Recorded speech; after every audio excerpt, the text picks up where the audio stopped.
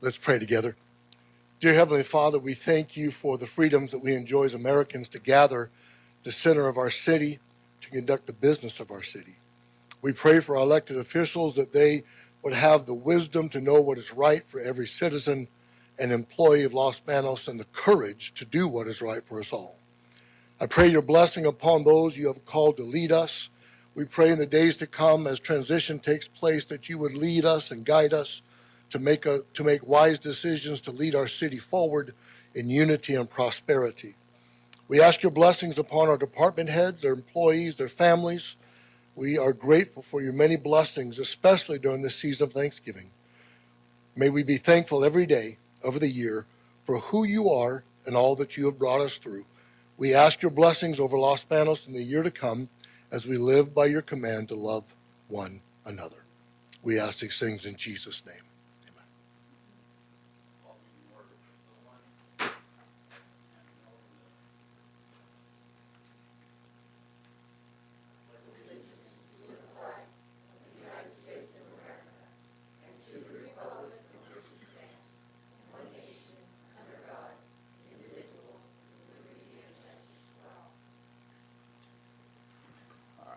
Please be seated. Ask for roll call.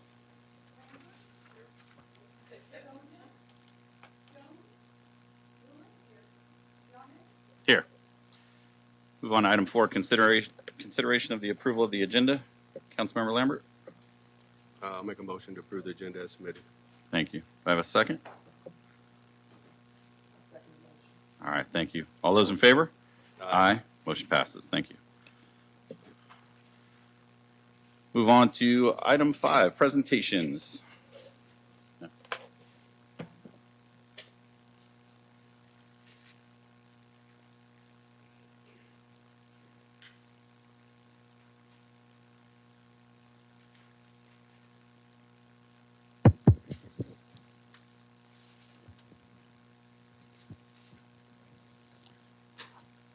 All right, this is a certificate of recognition presented to Guadalupe Yepes, Public Safety Dispatcher from the Police Department.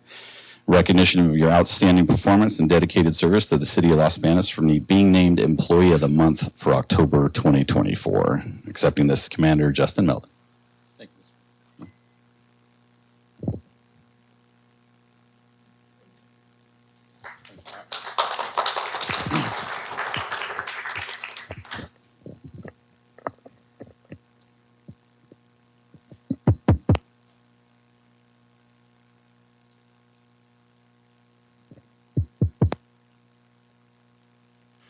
And just on a quick note, I do want to apologize to our dispatcher who couldn't receive the award at the last non-meeting because we didn't have a meeting. So I want to make sure that city employees get recognized during actual city council meetings. Move on to item 6, public forum. Members of the public may address the city council members on any item of public interest. It's within the jurisdiction of the city council. This includes agenda and non-agenda items. No action will be taken on non-agenda items. Speakers are limited to a 5-minute presentation. Detailed guidelines are posted on the City Council Chambers information table on the back. This time, I'd like to invite the public to come forward and speak, and just a reminder to please silence or turn off your cell phones.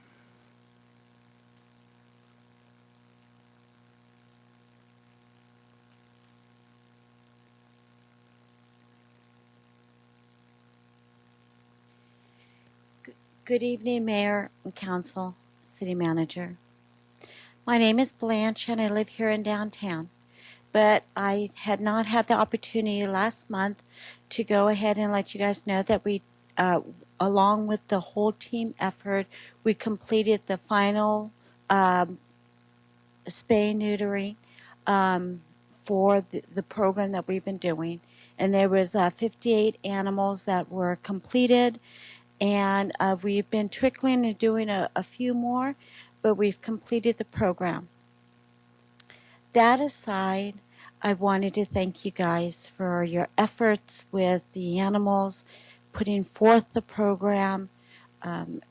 Everybody from the police department to code enforcement to Sergeant Ivan Mendez, but especially I want to take this time to thank the animal employees.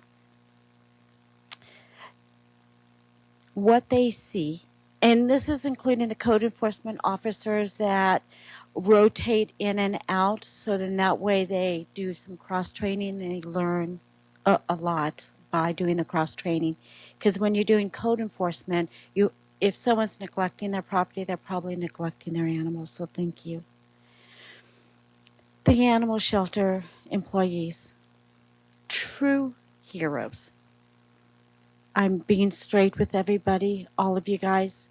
They see unspeakable things that are being done to animals or when they're being given up.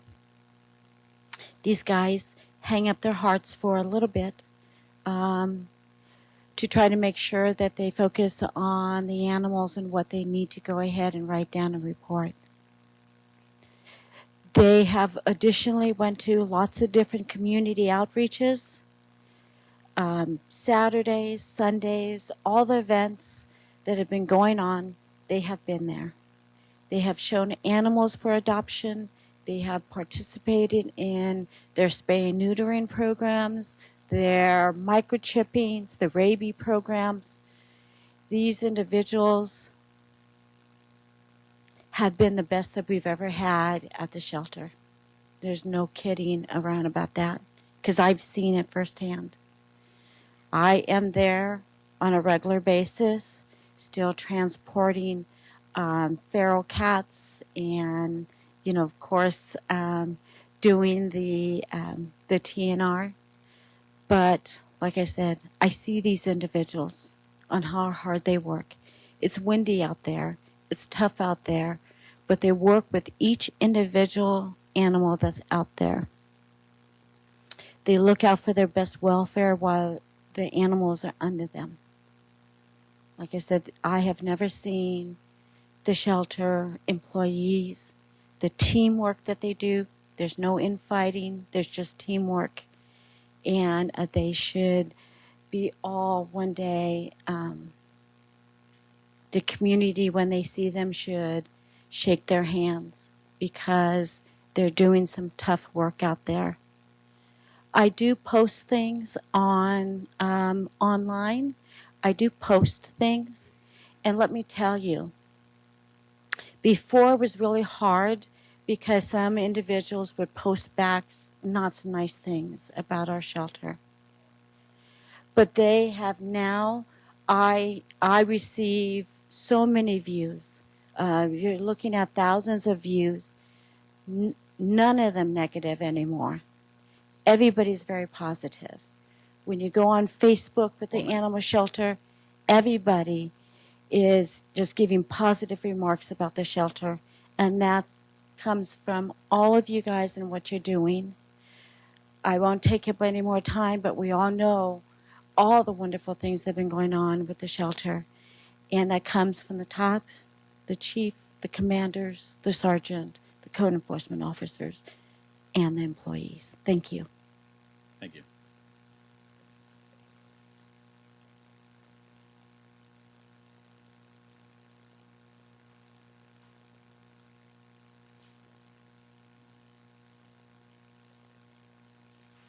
Anyone else?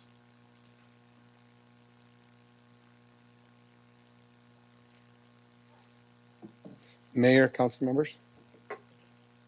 I'm Raul Granillo. I'm the pastor at Mercy Springs Church of the Nazarene, and I'm also a member of this community here in Los Banos. This is just odd times for everybody here. But I want to come out to kind of encourage you in everything. And I want to remind us of something, that the ends do not justify the means.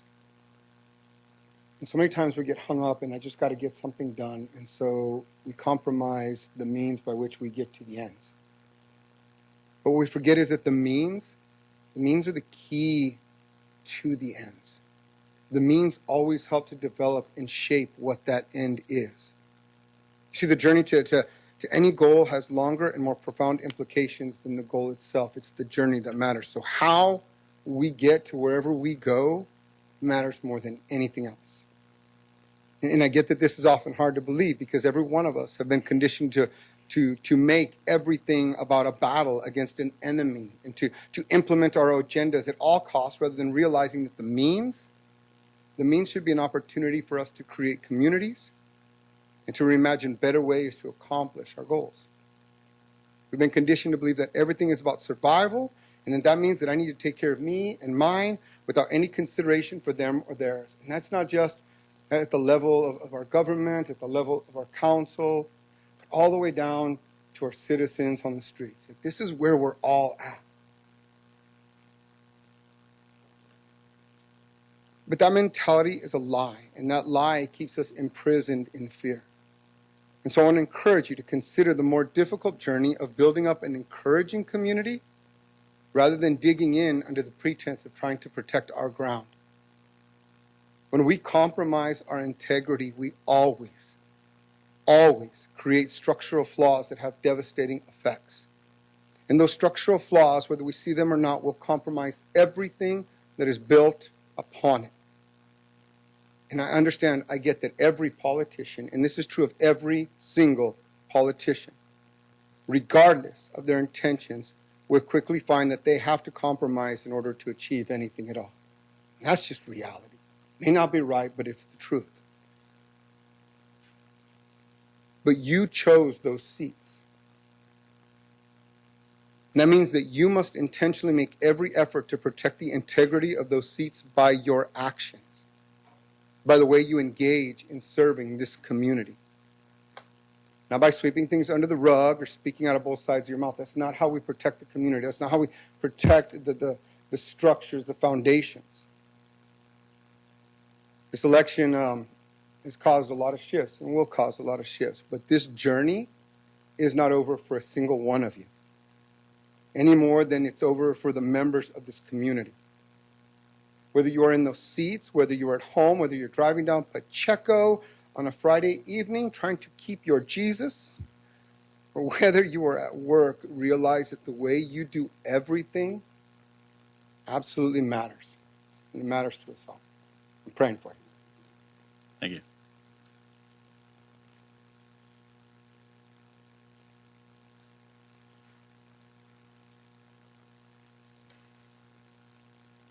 Anyone else? I don't want to sound like an auctioneer, but going once. No? All right. Close the public forum. Move into item 7, consideration of the approval of the consent agenda. Items on the consent agenda are as follows. Warrant numbers 247623 through 248686 in the amount of $8,330,088.60. First quarter investment report for the 2024-2025 fiscal year. Minutes for the October 2nd, 2024 City Council meeting. City Council Resolution number 6847, approving closure of the non-essential offices on Tuesday, December 24th, 2024, and Tuesday, December 31st, 2024, due to the Christmas holiday season. City Council Resolution number 6848, committing to use all of the congestion mitigation air quality funds they receive on the project that it was allocated to within the time frame required by the program, and authorizes the city manager to execute any necessary agreements to secure CMAQ grant funding. City Council Resolution number 6849, approving the acceptance of a $10,000 UC Davis Corrit Shelter Medicine Grant via their California for All Animals program, and amending the fiscal year 2024-2025 budget by increasing the appropriation amount for expenditures and revenues in the amount of $10,000. City Council Resolution number 6850, relating to the annual adoption of an investment policy. City Council Resolution number 6851, authorizing the city manager to execute the contract with Taylor Backhoe Service, Inc. for the construction of animal shelter rehabilitation in the amount of $367,592.05, and a project contingency of $91,898, and amend the fiscal year 2024-2025 budget by increasing the appropriation amount in the ARPA fund in the amount of $789,760, and the Police Capital Improvement Fund in the amount of $210,000 $1,240. City Council Resolution Number 6852, awarding the bid for the purchase of two new 2024 model 3/4-ton medium-duty utility trucks with lift gates, and authorized to issue a purchase order to Greenwood Chevrolet in the amount of $145,716. City Council Resolution Number 6853, awarding the bid for the purchase of a new 2024 model mid-size crew cab truck and authorized to issue a purchase order to Santis Ford in the amount of $39,750. City Council Resolution Number 6854, authorizing the city manager to execute an amendment to professional service agreement with PlaceWorks for the preparation of a general plan update, an accompanying environmental impact report, and adopting a revised budget for fiscal year 2024-2025 as it pertains to expenditures in the amount of $57,804. City Council Resolution Number 6855, approving and accepting parcel map number 2024-02, which includes a 10-foot public utility easement dedication of approximately 2,593 square feet of land along the southern and eastern portions of 662 Adams Avenue, APN 026082038. And the items are to be approved as submitted. All right, thank you. Any items on the consent agenda wish to be discussed by a member from council?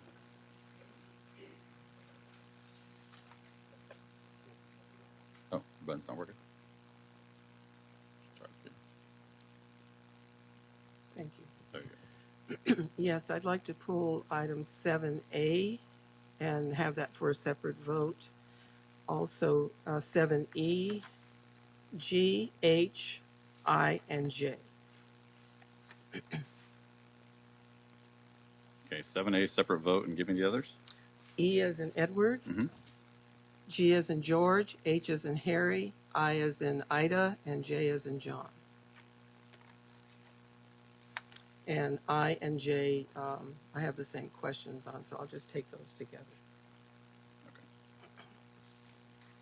All right, let's do 7A. Okay, well, I'll just make my statement on item 7A. From the last meeting that we were scheduled to have, we had $5.6 million in checks that were written, and there were questions that I had on checks as to who they were for and what services they provided to the city. We've got an additional X amount of dollars on this one, bringing up to 8 million, 8.3 million. So before I vote on these, I would like to have the opportunity to speak with Mr. Brent Kewen about the checks that I have in question. And also I will itemize them for you so that I don't have to go individually over them. So I will make a list and send that to you. But I just wanted to indicate that I can't approve this tonight. I won't vote to approve this tonight until after I speak to our acting financial director.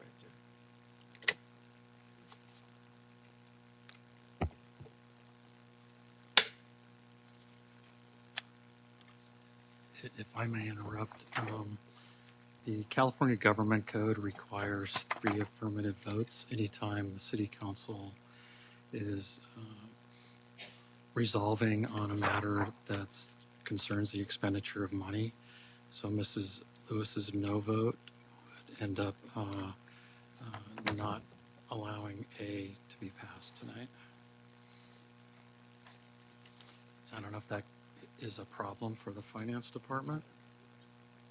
So would 8.3 million in bills not being paid be a problem, Brent?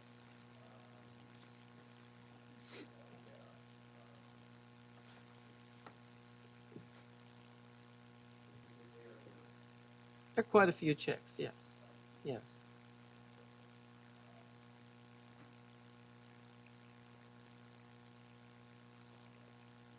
Big problem, correct? Okay.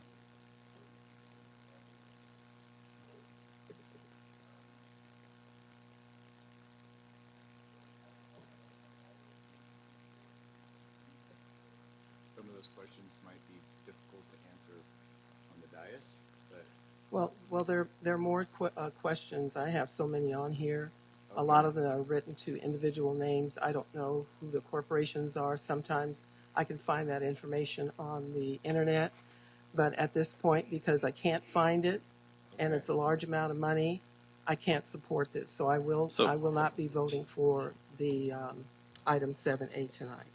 So at risk of, I don't know, our city pretty much shutting down and not paying its bills, did you make an attempt to reach out to our city manager or finance director regarding this matter beforehand? I don't know why you keep asking me that question, because you already know that the city manager has to give approval. So we should have passed the checks 2 weeks ago, and we didn't because we didn't have a quorum.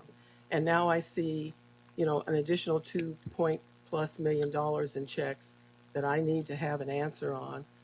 Historically, I've always been able to go to the financial director and ask questions about checks so that I don't have to do this on the dais. So I'm going to give you the same answer that I've always given. And we have it on record at one of our meetings that the financial director indicated that she was not allowed to talk to me.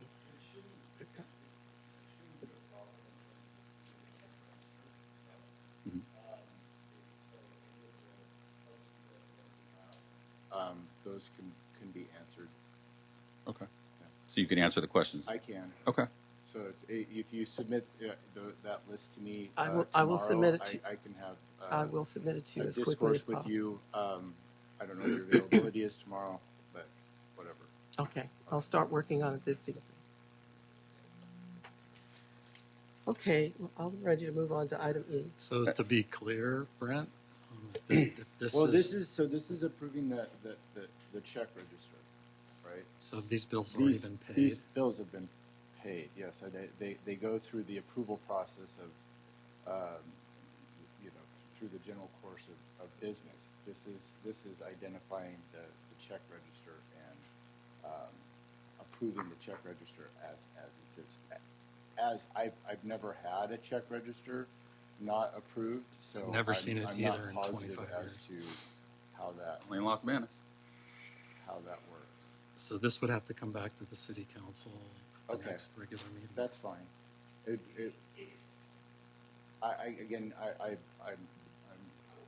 seeking your guidance on this.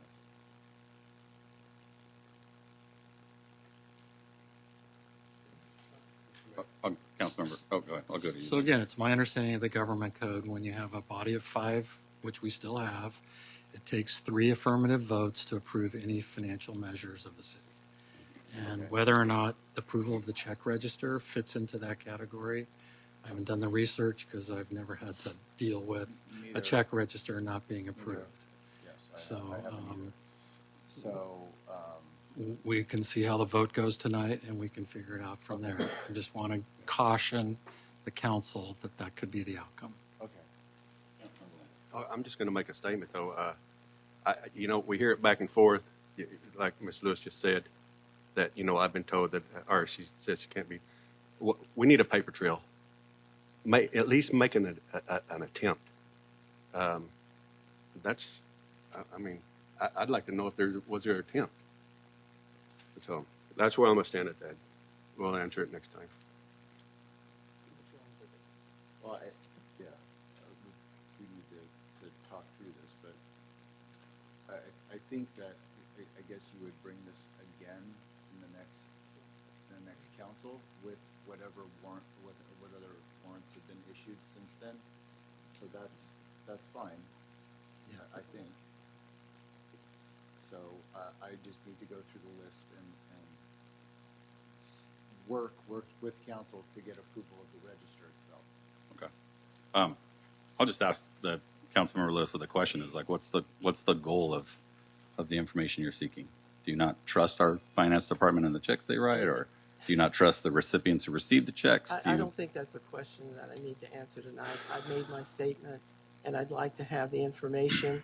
Historically, I've been entitled to receive it when I have questions about checks, so I want to make sure that I understand where these checks are going, especially checks that aren't made out to companies, they're made out to individuals.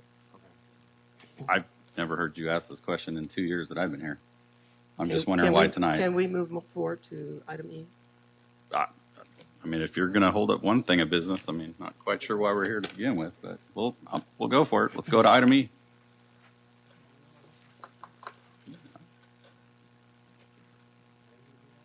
Okay, this item E is the Public Works Directors on this agenda item.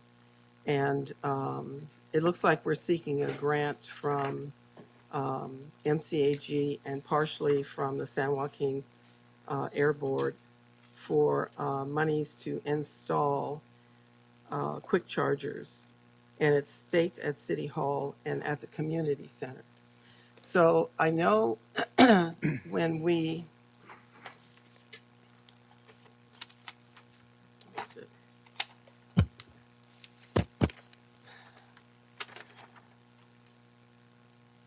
When we first signed up with Peninsula Clean Energy, our city manager at that time had submitted a request about putting in chargers here at in the parking lot for City Hall. But if my memory serves me correctly, and maybe Stacy might have a memory on this as well, I thought we were told by PG&E we couldn't install those chargers in our parking lot because of a pole or some sort of energy that they had out there around our parking lot. No, it's not that we could not install, it's that the cost of the project far exceeded the grant award, and so it was not feasible at the time Okay. for the city to pursue that project. All right. And so, Mr. Bergson, if these 3 chargers are installed, I'm not sure, are there going to be like 2 at Community Center, or is it going to be 2 here at City Hall and 1 at Community Center? I believe it's one at the community center and one at City Hall. They're level 3 electric vehicle quick charging stations, and level 3 means they're a fast charger. Right, I understand that. Right, I believe it's one here and one at the community center. So we're applying for 3. So are there going to be 2 here and 1 at Community, or 2 at Community and 1 here? 2. In the second paragraph, the way I'm reading it is the identified project would install 2 level 3 electric vehicles, so I think it's Two. just a 2. Okay. It's 2 Okay. level 3 chargers. All right. Okay, I understand. And are those chargers going to be for employees, City Hall vehicles only, or is that going to be open to the public? It's open to the public. Okay, so is there going to be a fee for them to charge up? I don't believe so, no. Okay.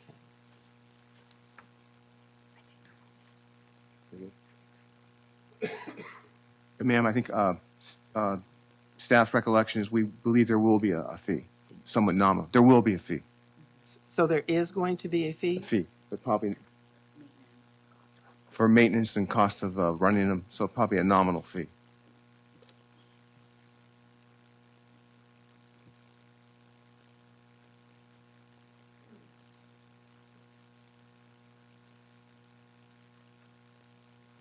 Okay. Those were the questions that I had on that project. Thank you. Move on to G.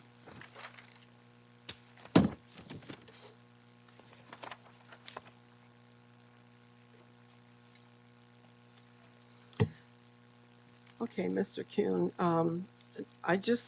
the question I have is, under background, it says that the attached investment policy has been revised to include a more comprehensive approach to the city's investment portfolio. I'm not quite sure what that means. Because I don't, I have nothing to compare it to from previous investments. So could you explain that to me a little? I apologize. Can you repeat the first part of that question? Sure.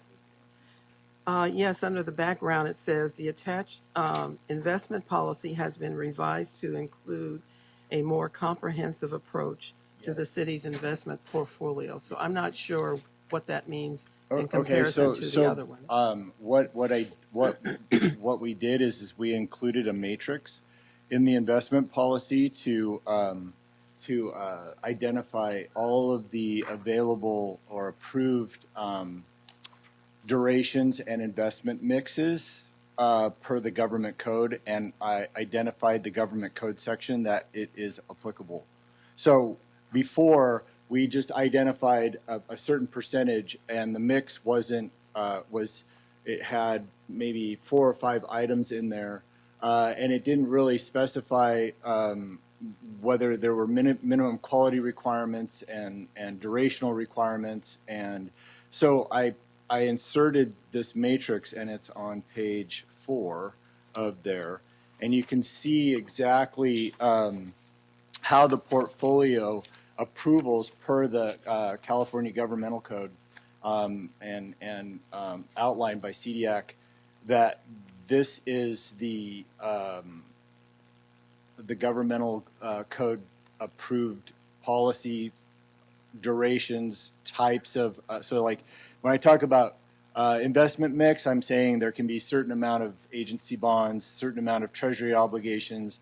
There's a certain commercial paper that you have to have a certain grade on that investment grade, and it only allows for the portfolio to have a certain percentage within that.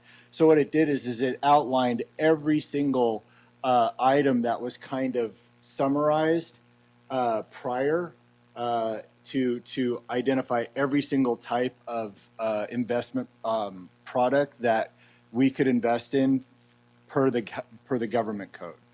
So it expanded it expanded the overall explanations of the type of investment you can invest in, the duration, meaning how many years, the percentage of investment mix that you can have of that specific investment, and then it gives the specific governmental code for reference.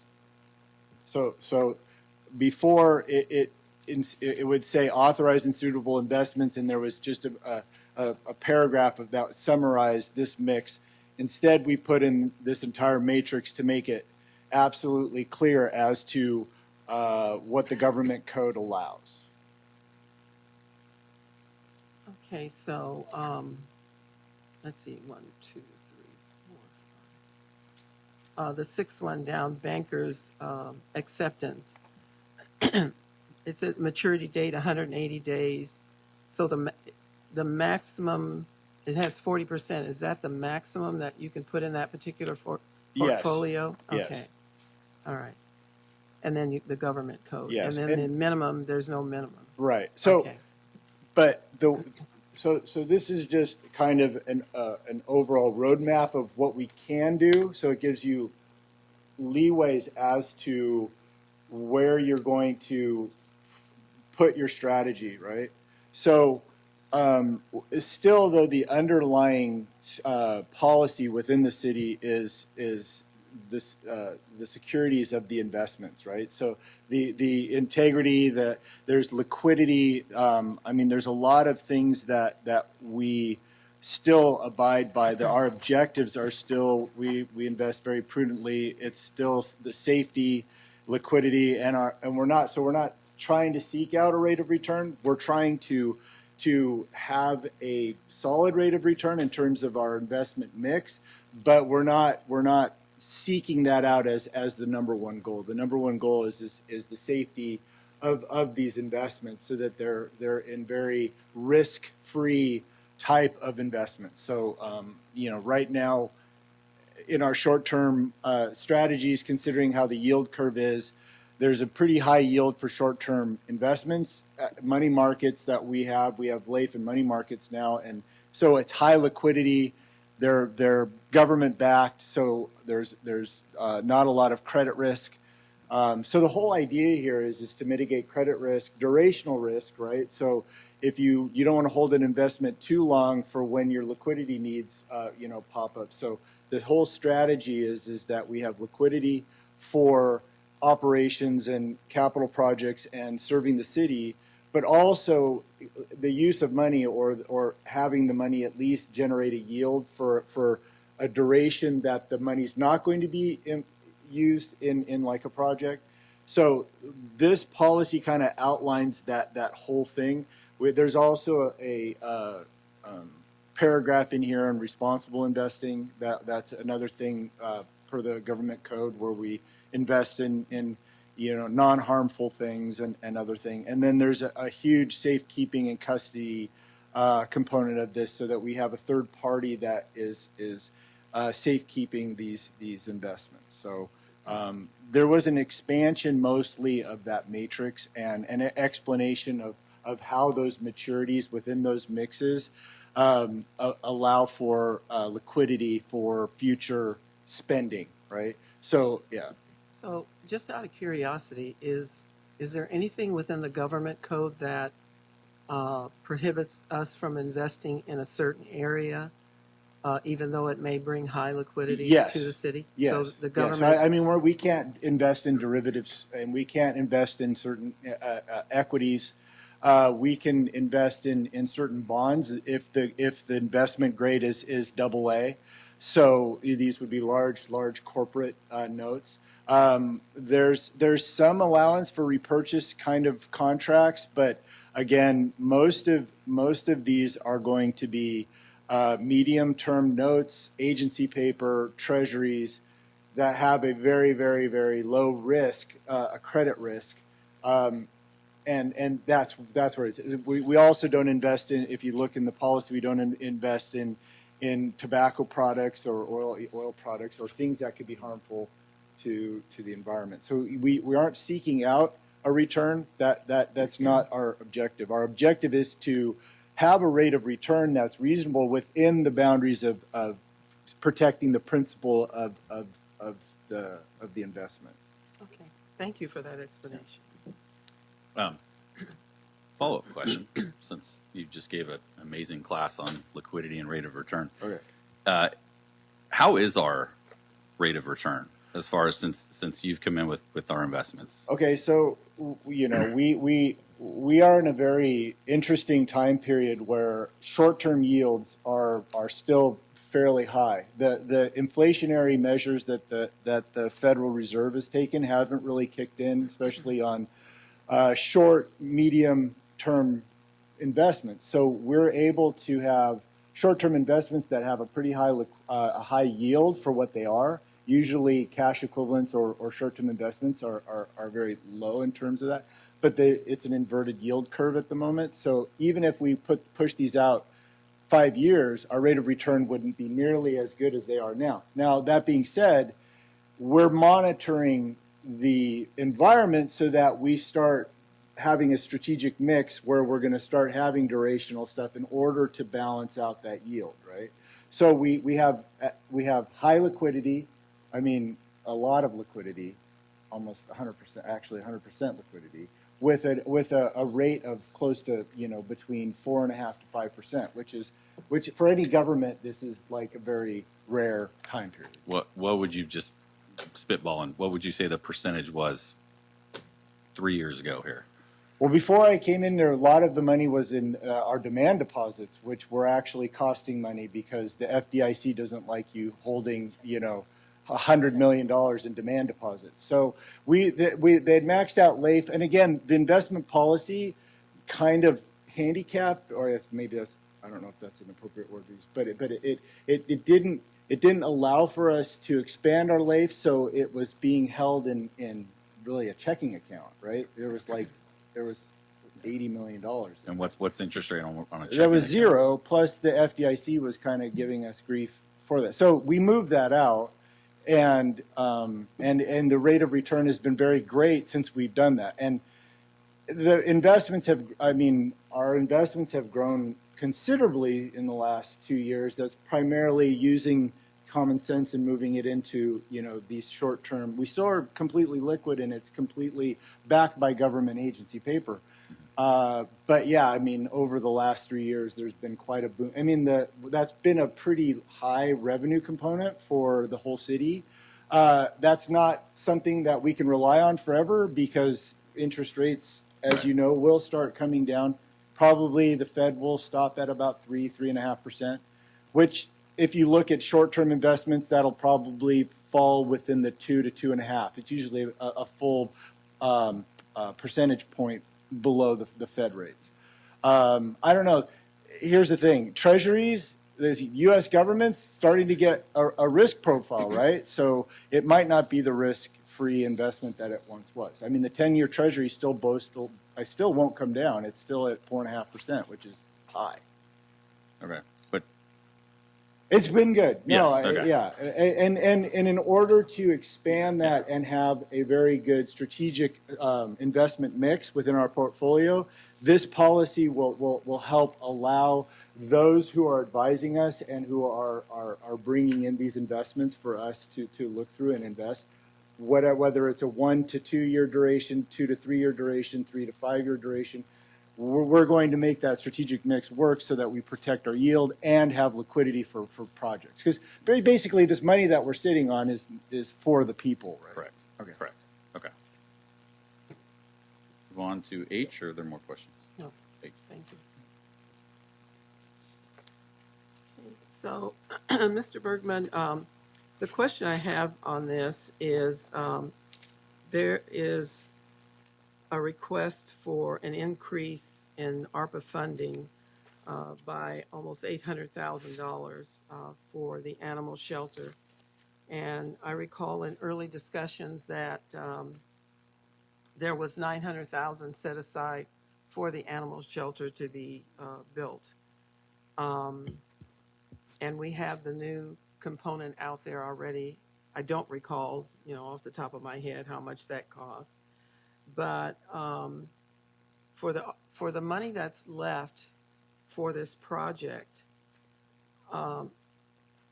is this exhausting our ARPA money for Do you the want to- shelter? Would you like? Yeah, We Ms. can tag Ms. team this, man, whatever you want to do. All right, go ahead. Okay, so last year's budget, there was a ARPA component, $1 million, that was for the initial phases. That the timing of that happened just after the fiscal year. So we budgeted in ARPA. We brought a plan to council a while back, and part of that plan was that the animal shelter was going to be about close to $2 million through the spending plan.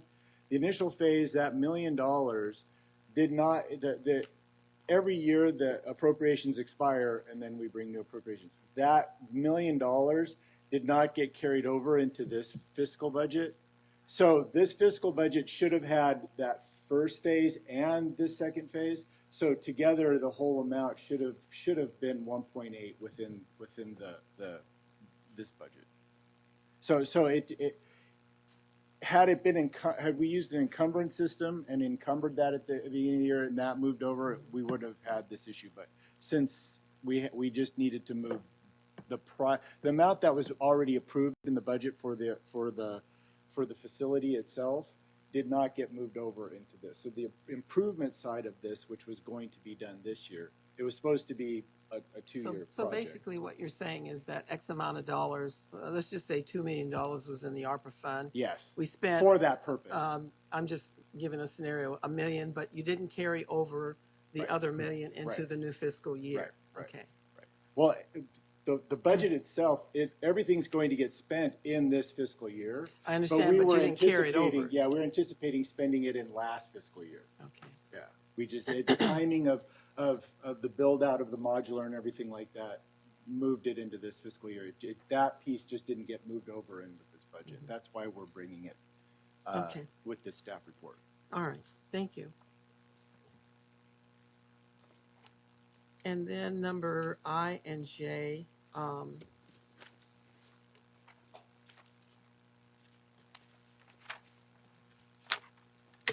my questions would be for both, both requests, Mr. Bergson.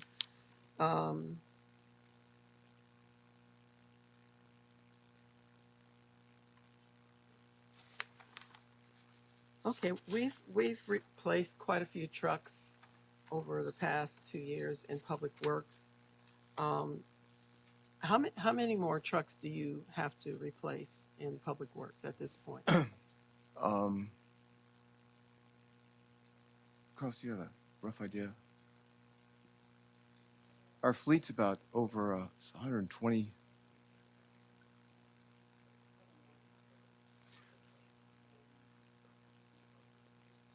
But the fleet's about 120 pieces of rolling stock, and we've gone through most of the replacements.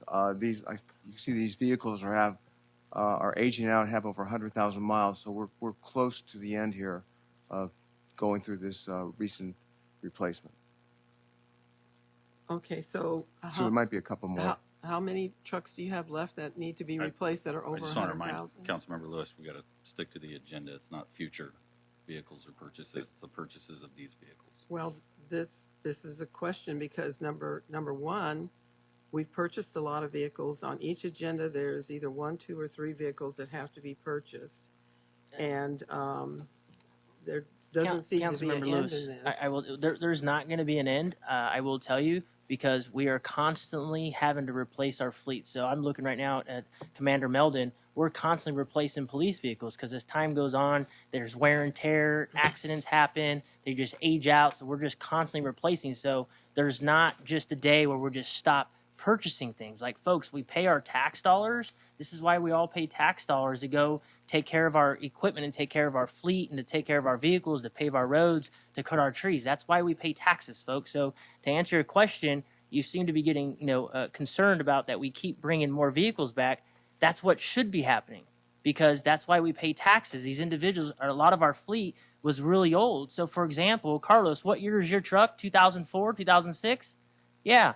Joe, a lot of your trucks and Okay, parks so are how, Mayor, can I hold move on, I'm speaking, forward? Miss Lewis. So a lot of your trucks and parks are how old, I Joe? didn't give up the floor. a lot of I your- didn't give up the floor. Hang on. 2002, 2004. So it's So- like we're not being mischievous here, folks. I Like this didn't is give why up we the pay floor. taxes. So City manager, we're all I didn't give here up the and we're floor. trying to, making sure that we're trying to purchase these vehicles for the community so these individuals have the vehicles to do their job. And so I know some folks are like, oh my goodness, like why are we spending this money? Okay. Well, that's why we I've pay heard that. taxes. Can So we move on? I just uh, have one other question. But can I? So, you don't no, like to be I interrupted. don't I'm going to wanna- I finish don't my wanna thought. hear Finish your that thought and then anymore. we'll go. I don't wanna hear that anymore.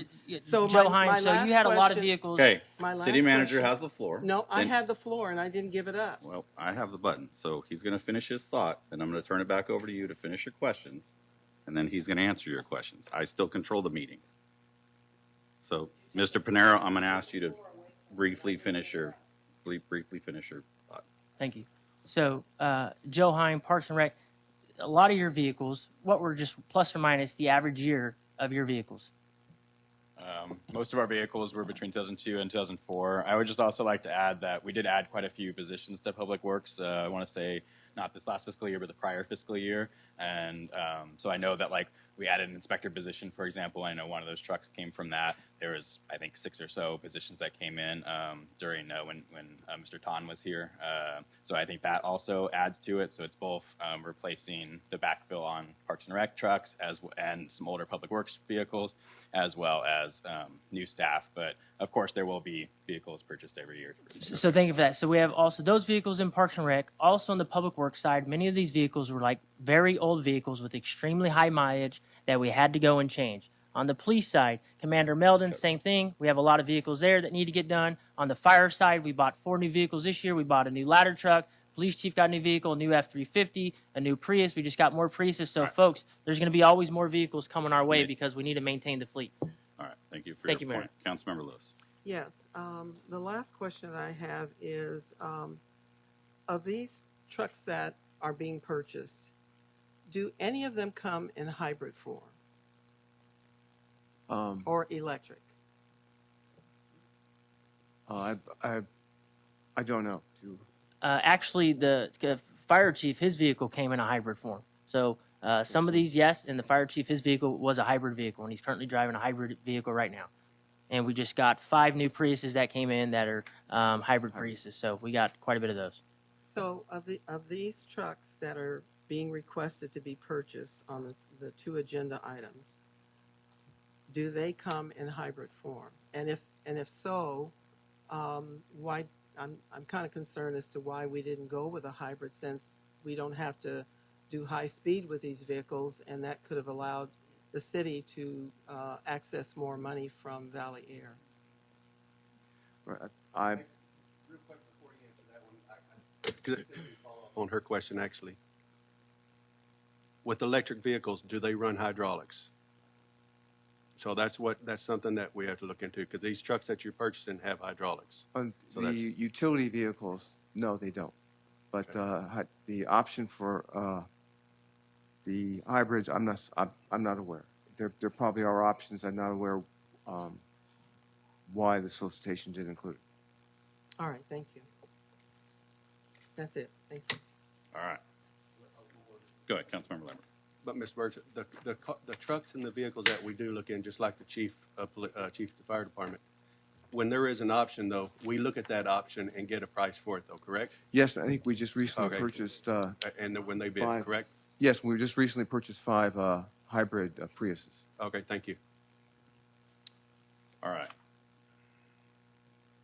Do I have a motion to approve the consent agenda minus 7A? Councilmember Lambert. Mr. Mayor, I'll make the motion to approve the agenda minus 7A. All right. Do I have a second? Councilmember Lewis.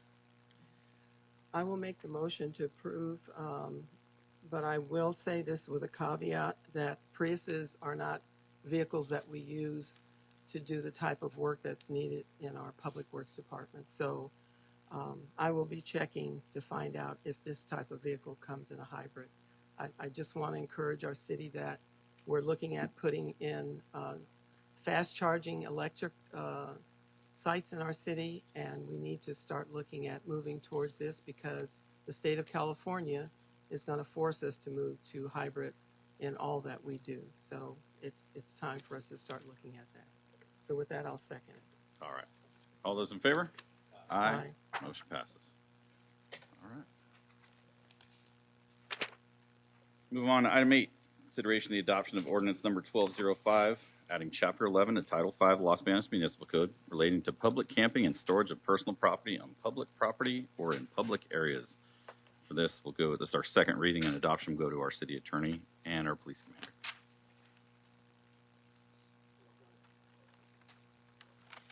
Thank you, Mayor. This is the second reading of this ordinance. This ordinance arises out of the Grants Pass case by the Supreme Court that allows municipalities to prohibit camping in public areas. We've been very careful in crafting this to provide for due process for those that are camping in public areas in terms of notice and or where they can store their personal property and how they can maintain that personal property. And so there are a number of caveats in the ordinance that allow for the storage of personal property, the notice that someone would get if they are camping in a public place.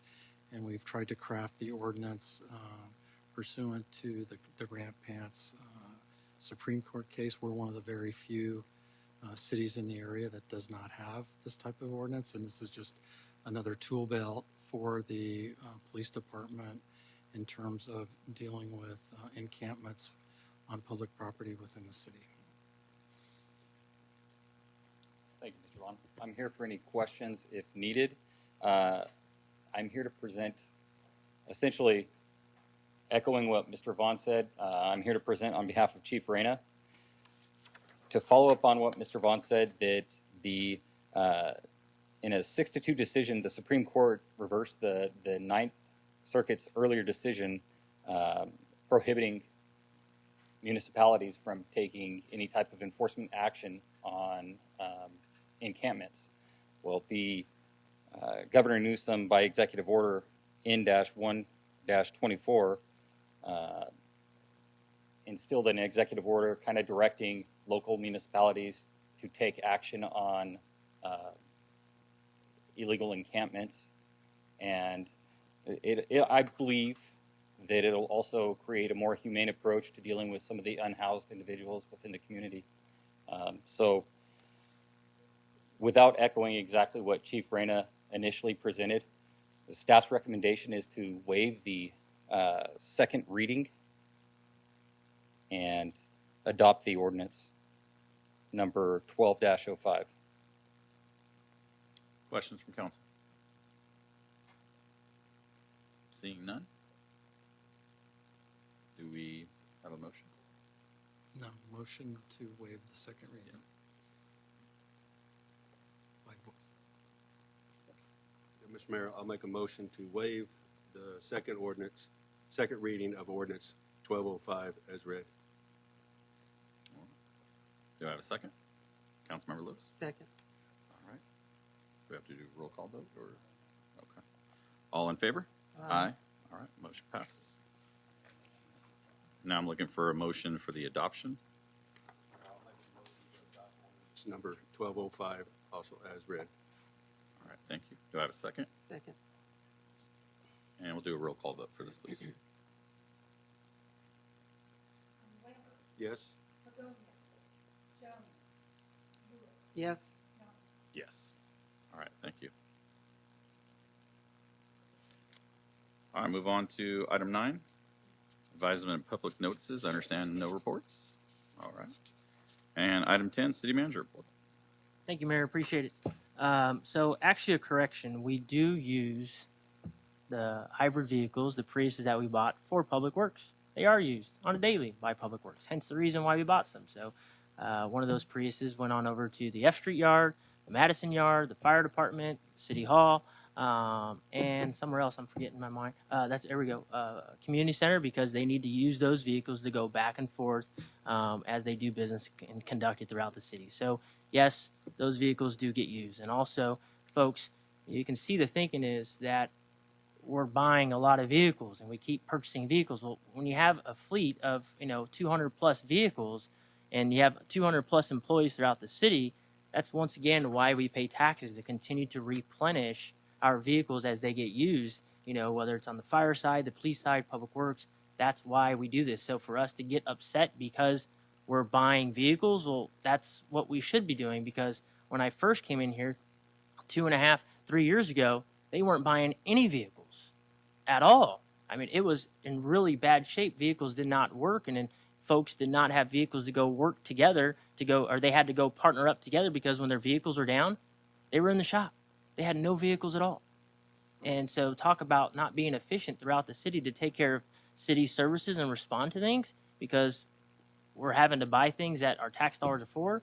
It's not the best way to run operations. So yes, I think a healthy way is for us to continually have a plan in place, a replacement plan in place, which is what I'm really thankful for, the hard work that Charles Berkson did, Carlos has done, Joe Himes done, Fire Chief has done, the police side has done, all throughout the different organizations. And even at City Hall, we purchased some.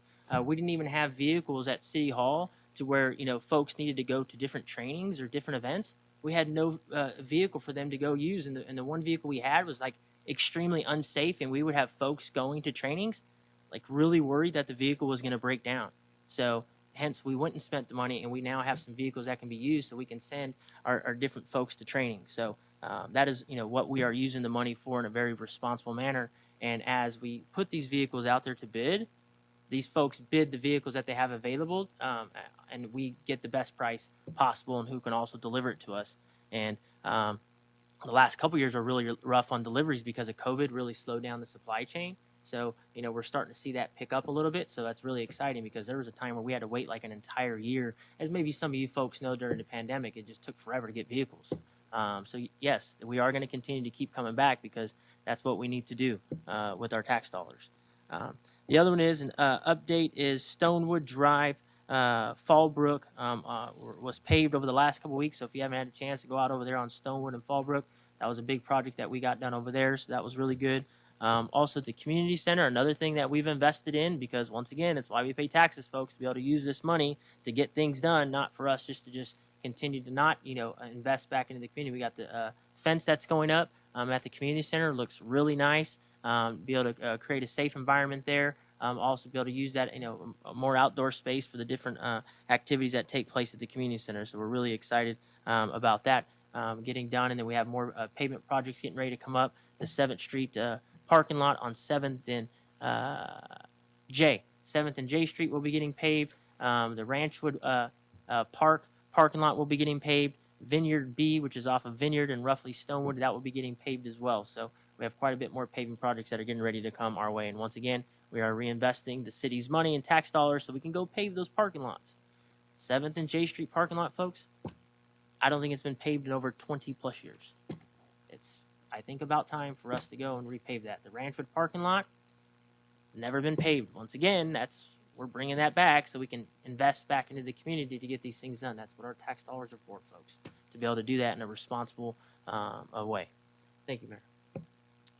All right, move on to item 11, report, Merced County Association of Governments, Peninsula Clean Energy, Measure V Committee in the San Joaquin Valley Air Pollution Control District and Los Banos Downtown Property and Business Improvement, the PBID. And we'll start with San Joaquin Valley Air Pollution Control District.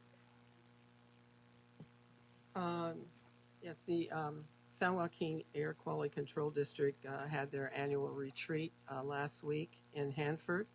And some of the items that I'd like to bring back for discussion, and I'm sure that all of our farmers know within the San Joaquin Valley, is that effective January 1st of 2025, there will be no more ag burning allowed in the San Joaquin Valley. Our valley has some of the highest restrictions of all the air districts within the state of California because of the type of basin that we live in. So, but the non-burning of ag waste is pertinent to all farming throughout the state of California. The Governor's Office of Business Development is working with a company called Alliance for Renewable Clean Hydrogen Energy. And so this is another wave of clean energy that's being produced in the state of California. There's approximately $8 million that's going to be given to this organization to start developing hydrogen hubs throughout the state of California. And the building infrastructure starts at approximately $1.2 million with federal match of $11.4 million.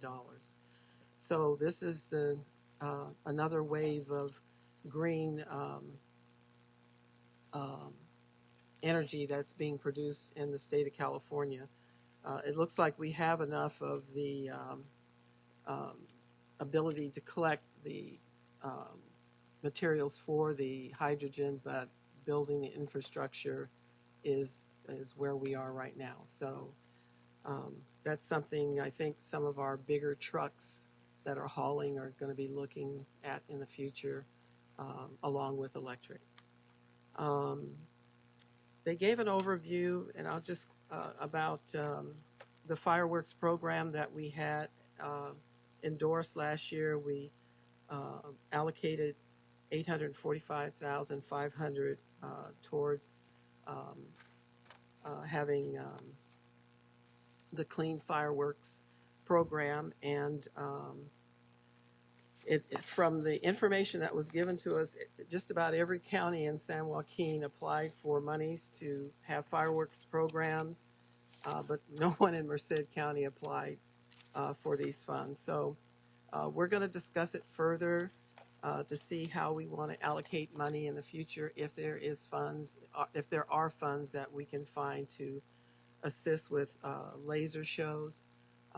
One of the things that was suggested is having them, particularly for municipalities. We sponsored a lot of schools and a lot of private nonprofit organizations last year. But as things move forward, it's going to be another project within the state of California to move towards clean energy in regards to fireworks. It also, as the chief could probably attest to this, people's homes could be saved, not catching on fire. Our animals will not be afraid during the fireworks. We still, one of the things that I brought up is about the illegal fireworks that are crossing our borders out of Nevada and coming across the ocean. That still needs to be an area that the state of California needs to deal with in order to suppress having live fireworks altogether. But we're still working on that program and hope that it will come to fruition in the future. The Valley Air still has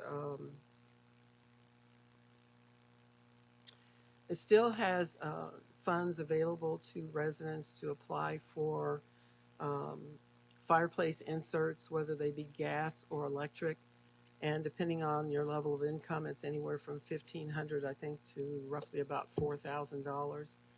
So that's quite a bit of money to help convert. Right now, this is a time from November 1st of this year through February of next year to watch. You can go to thevalleyair.org or either on your cell phones. Most of them have apps for air in your area to check on when you can burn and when you can't burn within the county, depending on the inversion layer.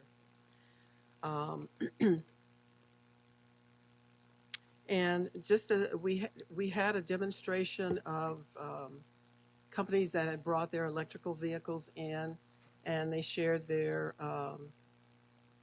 experiences from converting from combustion or from diesel to electric. And one vehicle that was out there was from the Hanford Police Department. It was one vehicle that they had purchased that is not used for patrol, but is just used inside the city by probably a higher level commander or lieutenant. There was a lieutenant there from the SWAT team, but it was a Ford Mustang that was all electric and that is being used by their department. So the reason that I brought up my concerns about the trucks is that there is a move to get municipalities, government agencies to move into electric vehicles. And so the state at any time can say, hey, look, no more driving of gas vehicles, by this date. And they've already started on some of our farm workers who are transporting goods from the valley here to the port of Oakland and to the port of Los Angeles and Long Beach for overseas transportation because their vehicles were of a certain age, not necessarily the mileage, but of a certain age. The state of California would not relicense them. So there is an effort to try to help through the federal government and the state to see if maybe they will consider extending the time to allow these farm workers to be able to transport the commerce out of the fields to the ports of entry so that they can get across sea.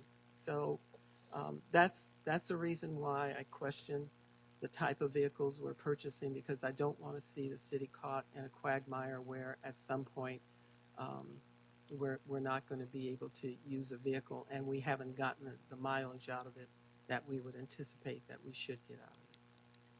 Thank you, Mr. Mayor. That's it. All right. Peninsula Clean Energy, our meeting's tomorrow. MCAG, and it's interesting because it's kind of on the same topic about vehicles. We authorized the purchase of an electric bus recently at MCAG, and we just now had to amend another purchase for the chargers that now have to go with it. And if you're just curious how long it takes to charge an electric bus, it's 8 hours.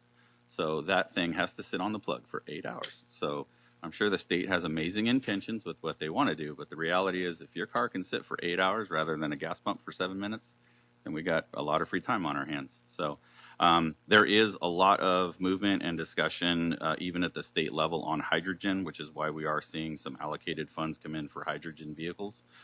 So we definitely are seeing that, and that was discussed at our meeting as well. And then some of the timeframes were for these electric vehicles. For instance, the state mandate is anticipated until 2035. It's 2024. So, and I understand, like Carlos, you're saying your vehicle is a 2004. That's a 20-year-old vehicle. So I hope anything that we purchase today for any of your departments, you're not driving in 2035 either. I hope that has been aged out and you guys are making new purchases by then as well. So, because that would be ridiculous. I don't know too many people that, their work vehicle is 20 years old. So that's kind of my thoughts on that. MCAG, they were amazing. Everybody kind of gave me a little send off, which was pretty cool. And so I will miss working with those people. And then I don't have anything on Measure V, and I don't have anything for the P-bid. So move on to item 12, council member reports. Start with Councilmember Lambert. Thank you, Mr. Mayor. I'm actually going to address a couple items. First, I want to thank the department heads for doing a good job tonight, reporting everything. I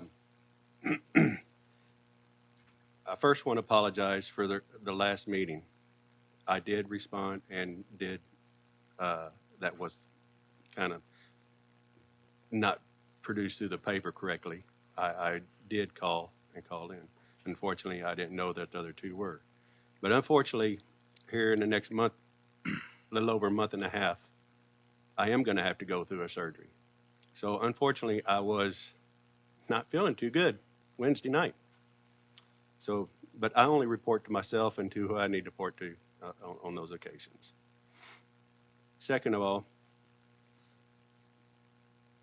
this election has been the dirtiest, junkiest election that I've ever seen in this town.